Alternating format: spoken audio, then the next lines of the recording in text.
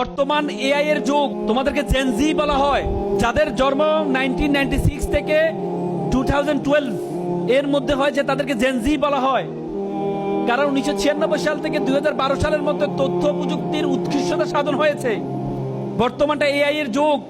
একটা গবেষণায় আসছে, আগামী 5 বছরের মাথায় 10 লক্ষ ড্রাইভার তার চাকরি হারাবে, 20 লক্ষ শিক্ষক তার চাকরি হারাবে, 5 লক্ষ ব্যাংকার তার চাকরি হারাবে। কেন হারাবে জানো?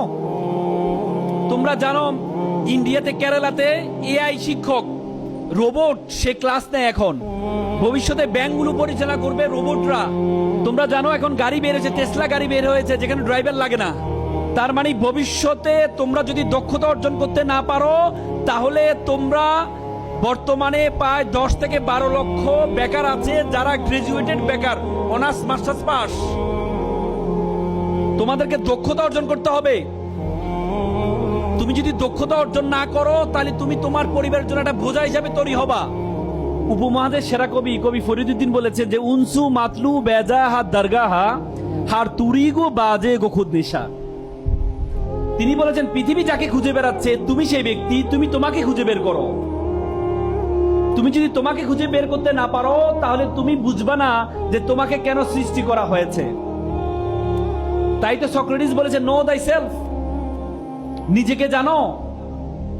কোরআনে বলেছেন ওয়াফি আনফুসিকুম, তুমি তোমাকে জানো।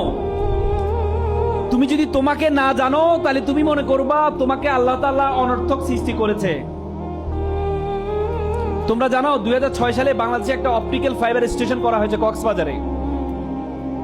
সেটি তোমার স্পেন, পর্তুগাল, ফিলিপাইন হয়ে বাংলাদেশের কক্সবাজারের সাথে যুক্ত হয়েছে। তোমাদের পাশেই অপটিক্যাল ফাইবার স্টেশন, একটা তার।